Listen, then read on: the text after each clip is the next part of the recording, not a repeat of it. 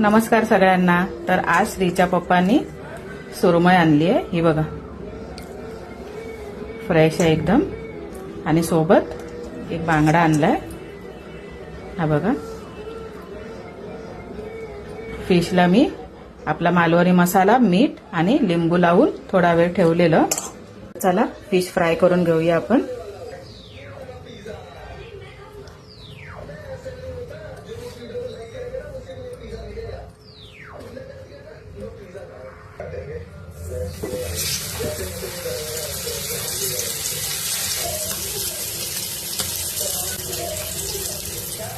हे बघा, फिश आपली छान फ्राय होते, बांगडा पण आपला फ्राय होतोय। तर ही बघा, आपली फिश फ्राय करून तयार आहे।